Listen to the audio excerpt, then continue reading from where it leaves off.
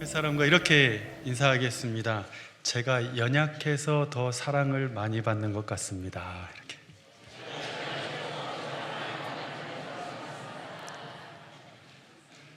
일단 두 가지가 동의가 돼야 되는데, 하나는 내가 연약하다는 것과 내가 사랑을 많이 받는 존재인가?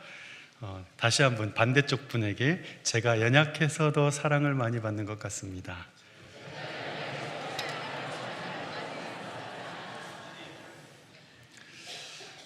우리의 연약함 가운데 옆에 사람이 아니고 우리 주님께서 우리를 사랑하시는 줄 믿으시기 바랍니다.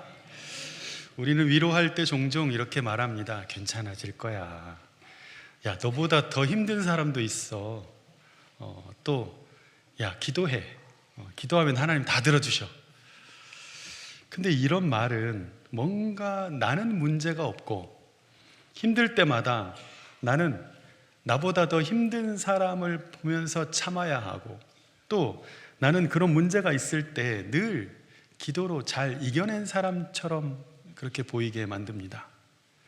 그런데 성경이 말하는 위로는 좀 다릅니다. 성경에서 위로는 나는 절대로 그런 적이 없는 것 같은 저 높은 데서 밑을 바라보면서 그런 위에서 아래로 향하는 시선에서 위로가 나오지 않고, 오히려 더한 상황 가운데서 있는 것 같은 저 아래에서 나를 바라봐주는 시선에서 위로가 임하더라는 거예요. 즉, 위로는 정답을 아는 사람의 말이 아니라 이미 깨져본 사람의 곁에 서는 용기에서 나오는 것입니다. 성경에서 보면 예수님의 위로를 보면 늘 연약함에서 시작된다는 것을 알 수가 있습니다. 예수님은 누군가를 위로하실 때 결코 강한 모습을 보이지 않으셨습니다. 나사로의 죽음 앞에서 예수님은 말없이 그저 우셨습니다. 그냥 눈물을 흘리셨어요. 예수님은 슬픔을 고치기 전에 슬픔 속으로 들어가셨고, 눈물을 멈추게 하기 전에 먼저 우셨고, 연약함을 제거하기 전에 연약함을 오히려 입으셨습니다. 아니, 연약함 자체가 되셨습니다. 이것이 바로 복음의 역설적인 위로입니다. 오늘 시편 146편은 바로 그런 복음과 맥을 같이 하고 있는 시편입니다. 이 시편은 하나님의 그 위로가 어떤 사람, 어떤 부류에 있는 사람들까지를 위로해 내시는지, 그 위로의 내용을 가지고 하나님을 찬양하라라고 시작하고 있습니다. 그분이 마음껏 어떤 사람을 위로하셨고, 그 놀라우신 능력으로 어떤 사람들을 구원해 내셨는지를 마음껏 노래합니다. 우리가 성탄을 기다리는 그 마음이 기쁘고 즐거운 이유는 바로 그분이 어떤 분이신지를 알고, 그분이 나를 얼마나 사랑하시는지를 알았고, 그분이 내 삶에서 어떻게 구원을 베풀고 계신지를 알았고, 내가 얼마나 많은 주님의 위로 가운데 사는 것을 알았기 때문에 그분의 오심이 얼마나 나에게 귀하고 너무나 반갑고 또 놀랍고 또한 은혜스러운 일인지를 알기 때문에 기쁘고 즐거운 줄 믿습니다. 오늘 부른 찬송처럼 예수님은 누구신가? 예수님은 누구신가? 우는 자의 위로와 없는 자의 풍성이며 전한 자의 높음과 잡힌 자의 노임 되고 우리 기쁨 되시네. 예수님은 누구신가? 누구신지를 아는 거예요. 그러니까 이 성탄이 너무나 기쁘고 감사한 거예요. 내가 울 때 나에게 위로를 주신 그 하나님, 내가 없을 때 풍성이 되어 주셨던 그 하나님, 내가 천하고 버림받았을 때 나를 그 거름더미에서 내 체면을 살려주시고 내 자존심을 세워주시고 나를 높여주셨던 그 하나님, 내가 잡히고 묶여있을 때, 사슬에 옥매어있을 때 나를 노임을 받게 해주셨던 그 하나님, 그 하나님이 나에게 기쁨이 아닐 수가 없는 겁니다. 하나님의 구원이 얼마나 놀라운지를 경험한 사람들은 하나님을 믿고 사는 이 삶이 얼마나 귀한 것인지를 알 것입니다. 제가 목회를 하면서 가장 간절히 바라는 것은 우리 강석교회 성도들이 예수님을 믿고 사는 그 기쁨이 무엇인지 알아버린 사람이었으면 좋겠고, 예수님의 구원과 그분의 위로가 얼마나 귀하고 이 세상 어디 가서도 이런 것을 맛볼 수 없다라는 것을 알아버린 사람들이 이곳에 와서 그 알을 가지고 하나님을 마음껏 찬양하고 기뻐하고 하나님께 예배하는 그러한 우리 공동체가 될 수 있기를 예수님의 이름으로 축원합니다. 아, 이래서 예수 믿는 거구나. 아, 이렇게 믿으니까 얼마나 좋아. 아, 이렇게 믿을 수 있어서 정말 감사하다. 주님 감사해요. 주님 찬양해요. 주님 사랑해요. 날마다 그 은혜에 감격하며 사는 성도들이 되어서 이 예배당 안에서뿐만 아니라 우리의 크고 작은 모임들 안에서도 오늘 시편 146편의 고백들이 풍성하게 하나님 앞에 올려드리는 찬송이 되는 저와 여러분이 될 수 있기를 예수님의 이름으로 축원합니다. 오늘 하나님은 어떤 분이시라고 찬양하냐면 6절에서 9절을 한번 보겠습니다. 6절에서 9절 시작. 여호와는 천지와 바다와 그 중에 만물을 지으시며 영원히 진실함을 지키시며 억눌린 사람들을 위해 줄인 자들에게, 여호와께서는 갇힌 자들에게, 여호와께서 맹인들의 눈을, 여호와께서 비굴한 자들을, 여호와께서 의인들을, 여호와께서 나그네들을, 고아와 과부를, 악인들의 길은 굽게 하시는도다. 아멘. 여러분, 이 말씀들을 면면히 한번 보십시오. 하나님의 시선이 지금 어디에 가 있나? 하나님의 시선이, 하나님이 어떤 사람들에게 지금 관심을 갖고 있는지를 우리가 볼 수가 있어요.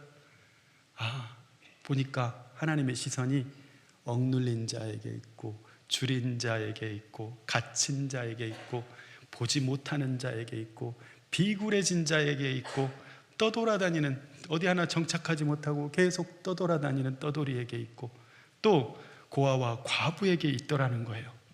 하나님의 시선은 성공한 사람, 돈 잘 버는 사람, 유명한 인플루언서에게 가 있지 않고 세상에서 가장 연약한 모습으로 살아가는 이들을 향하여 있다는 것입니다.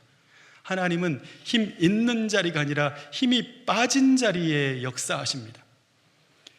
이 시편은 성탄, 즉 주님의 오심을 기다리는 우리에게도 하나님은 이 성탄의 계절에 어떤 모습으로 우리에게 오시는가 질문을 던집니다. 놀랍게도 하나님은 우리를 위하여서 가장 연약한 모습으로 이 땅에 직접 오셨습니다. 우리의 인생을 온전히 위로하고 다스리시기 위해서 사실은 왕으로 오셔야 되는데 왕으로 오시지 않고 인생 중에 가장 연약한 아기로 오십니다. 궁전으로 오시지 않고 냄새나고 청결하지 않은 말구유에 오셨습니다. 능력 있고 위엄 있는 왕의 모습이 아니라 다분히 손이 너무나 많이 가고 의존적인 아이의 모습으로 오셨습니다. 지금 잠옷실에 있는 우리 부모님들은 다 아실 거예요. 아기는 하나부터 10까지 다 부모가 해줘야 되는 존재입니다. 마치 우리에게 하나님, 저에게 지금 내 이 고단한 삶 가운데 오셔서 힘든 내 삶을 좀 위로해달라고 기도했더니, 구원을 베풀어 달라고 기도했더니 오히려 주님이 왕으로 오셔가지고 오케이 내가 할게 그러면서 막 이렇게 처리를 해주시는 방식으로 오신 것이 아니라 가장 연약하고 손이 많이 가고 돌봐야 되는 존재로 오신 거예요. 모든 것을 내가 내 손으로 돌봐야 되는 존재로 오신 거예요. 우리는 하나님이 강력하게 역사하셔서 내 삶 가운데 단번에 역사해 주시기를, 또 내 눈에 보이는 악을, 저 나쁜 사람을 단번에 좀 어떻게 해 주시기를, 또 내 몸에 있는 이 질병을 바로 치유해 주시기를 원했는데, 아니 나 자신 하나도 감당하기 힘든데 주님은 단지 울음소리로만 자신의 존재를 알리는 이 연약한 아기의 모습으로 오셔가지고 안아주지 않으면 살 수 없는 존재로 이 땅 가운데 오신 거예요. 그런데 생각해 보십시오. 악인은요, 명령하지 않습니다. 악인은 설득하지 않습니다. 악인은 그 존재 자체로 부모의 사랑을 끌어냅니다. 악인은 부모의 돌봄을 받지만 세상 그 어떤 것으로도 바꿀 수 없는 사랑을 느끼게 해줍니다. 살면서 우리가 사람에게 그런 행복을 느껴본 적이 있을까요? 악인은 우리에게 내가 세상에 태어나 한 존재로부터, 한 생명으로부터 내가 이런 기쁨과 행복을 느껴볼 수 있을까? 내가 한 사람으로부터 이런 이유 없는 행복을 느껴본 적이 있을까 생각할 정도로, 돌보는 것은 나인데, 하나부터 열까지 내가 다 지금 돌보고 있는데 사랑은 내가 다 받은 것 같은 그런 이상한 행복을 우리에게 줍니다. 사랑하는 성도 여러분, 하나님은 연약한 나를 돌보시는 방식으로 위로하지 않으시고 오히려 연약함으로 오셔서 우리가 아기를 돌보는 주체가 되어서 돌보면서 위로를 받게 하셨습니다. 돌봄으로 사랑받는 존재가 되게 하셨습니다. 아이를 보십시오.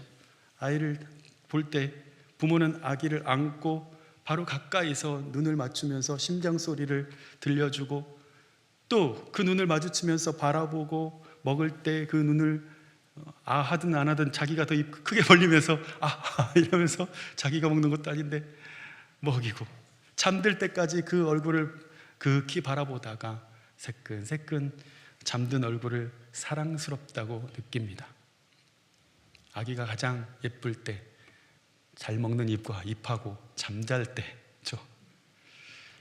여러분, 아기로 오신 예수님은 마리아와 요셉의 손길이 없이는 살 수 없었습니다. 이것이 성탄의 놀라운 반전입니다. 전능하신 하나님이 인간의 돌봄을 필요로 하셨다. 아니, 인간의 돌봄을 통해서 그분의 구원을 나타내셨다. 여러분이 지금 누군가를 돌보고 있다면, 누군가를 지속적으로 돌보는 인생 가운데 있다면 그것은 이미 하나님의 구원에 참여하고 있다는 것을 깨달으시길 바랍니다. 주님은 연약한 자로 오시고, 주님은 돌봄을 받는 자로 오시고, 주님은 돌봄을 통해서 우리에게 복을 주시기 때문입니다. 세상은 말합니다. 네가 이 세상에서 구원받으려면 더 강해져야 된다. 그러나 찬송가 563장은 이렇게 얘기합니다. 내가 연약할수록 더욱 귀히 여기사 높은 보좌 위에서 낮은 나를 보시네. 날 사랑하심, 날 사랑하심, 날 사랑하심, 성경에 쓰였네. 쓰였네로 바뀌었어요. 써있네에서. 내가 연약할수록 더욱 귀히 여기신다. 왜?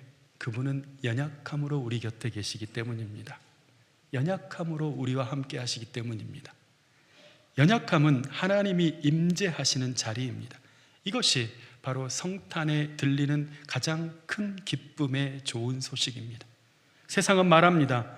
연약하면 밀려나야지, 부족하면 뒤로 가야지, 아프면 조용히 사라져야지. 세상에서 연약함은 버림받을 이유가 되고, 조용히 아무 말 하지 말고 입 닫고 있어야 할 조건이 되고, 때로 연약함은 내가 숨겨야 될 부끄러움이 될 수 있습니다. 그러나 하나님은 오히려 그런 자들에게 시선이 머뭅니다. 눈동자와 같이 바라보고 계십니다. 예수님은 도리어 우리가 연약하기 때문에 우리 곁에 오실 수 있었고, 예수님은 우리가 연약하기 때문에 우리 곁에 머물러 계십니다. 여러분, 주님 앞에서까지 감추려 하지 마시고, 주님, 제가 연약합니다. 제가 부족합니다. 저 이런 사람입니다. 그냥 말하십시오. 주님, 저 이번 주 정말 힘들었어요. 이런 일들 저도 많이 실수했어요. 연약한 모습 그 자리에 주님의 은혜가 임하실 줄 믿으시길 바랍니다. 하나님이 강한 자에게만 임하신다면, 가진 자에게만 임하신다면 성탄은 결코 큰 기쁨의 좋은 소식이 아닐 것입니다. 그러나 하나님은 연약함 자체로 오셨습니다. 예전에 어떤 성도님들 그렇게 저에게 얘기합니다. 목사님, 제가 좀 온전해지면 그때 신앙생활 더 잘하겠습니다. 제가 좀 회복이 되면 그때 봉사하겠습니다. 제가 좀 더 준비되면 그때 더 섬기겠습니다. 언제요? 그렇게 말하는 분들의 심정은 충분히 이해가 되지만 예수님은 나의 온전함을 바라시는 것이 아니라 나의 불완전함과 아직도 온전치 못함과 아직 미숙함과 아직 투박함과 여전히 상처를 잘 받는 모습 그 자체, 그런 편이지만 그런 연약한 모습인 나를 더 사랑하시는 예수님을 알았고, 그런 부족한 모습인 나에게 더 친밀하게 머무시고 도우시는 주님이시라는 것을 내가 알았기 때문에, 그런 상태의 나에게 더 많은 은혜를 주신다는 것을 알았기 때문에 우리는 그렇게 말할 수가 없는 거예요. 근데 그걸 모르고 뒷걸음질을 치는 거죠. 제가 준비되면 하겠습니다. 언제요? 언제쯤 준비가 될까요? 여러분, 연약함이야말로 하나님이 함께 하실 수 있는 최적의 조건입니다. 사랑하는 성도 여러분, 오늘 우리가 아쉬워하는 그 자리, 때로는 눈물 나는 그 자리, 아무 말도 할 수 없는 그 자리, 기도조차도 하나님 주여도 안 나오는 그 정말 답답한 그 자리, 그곳은 절망의 자리가 아니라 주님이 이미 나를 불쌍히 여기시고 함께하는 자리인 줄 믿으시길 바랍니다. 성탄은 주님이 내게 오셔서 이제 내가 너와 함께 할 거니까 이제 네가 강해질 것이라는 소식이 아니고 연약해도 괜찮다는 소식입니다. 성탄은 다 갖추어서 이제 너에게 복을 줘서 다 충만하게 돼서 이제 복 있게 살 수 있다는 소식이 아니고, 지금 그 모습 그대로라도 충분히 하나님의 복을 다 누리면서 살 수 있다는 소식입니다. 그 모습 그대로도 충분히 너가 행복할 수 있고, 그 모습 그대로도 충분히 하나님을 마음껏 찬양하며 기뻐하며 살 수 있다는 기쁜 소식입니다. 이것이 시편 146편이 노래한 하나님이고, 마국간에 누우신 아기 예수님이 우리에게 전하신 복음이고, 오늘 우리에게 주어진 가장 큰 기쁨의 좋은 소식입니다. 여러분, 예수님은 높은 자리에서만 다스리시는 왕이 아니라 우리의 곁에서 가장 가까이서 우리의 약함을 아시는 왕이십니다. 그러니 이 놀라운 성탄의 복음을 들은 우리는 146편 5절을 고백할 수 있습니다. 5절 말씀 같이 한번 고백하겠습니다. 시작. 야곱의 하나님을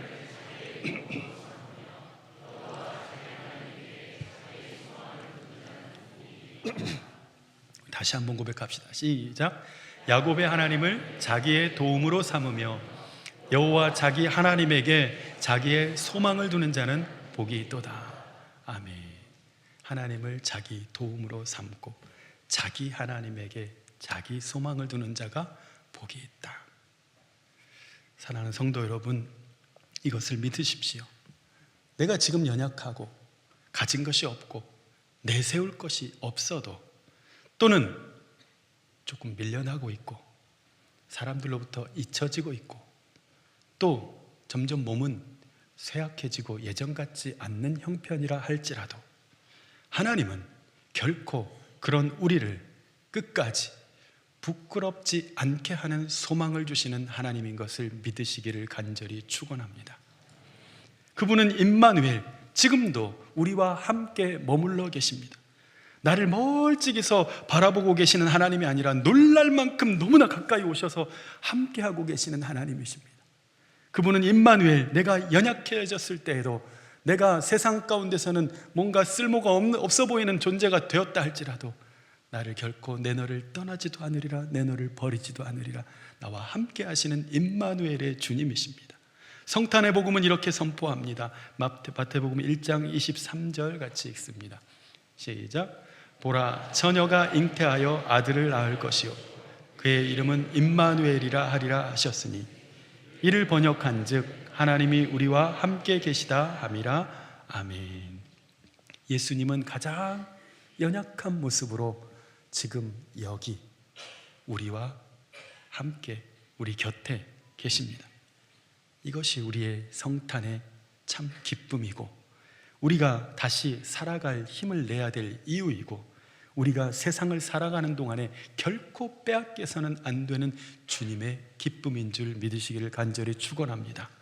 이 큰 기쁨의 좋은 소식이 저와 여러분의 얼굴을 다시 기쁨으로 일어나라, 너의 얼굴을 기쁨으로 빛나게 하라, 빛나게 하고 그 기쁨의 얼굴들이 이 성탄의 가장 아름다운 촛불들이 되어서 주님의 오심을 맞는 빛난 얼굴들이 우리 모든 성도들이 될 수 있기를 예수님의 이름으로 축원합니다. 우리 같이 한번 기도하겠습니다.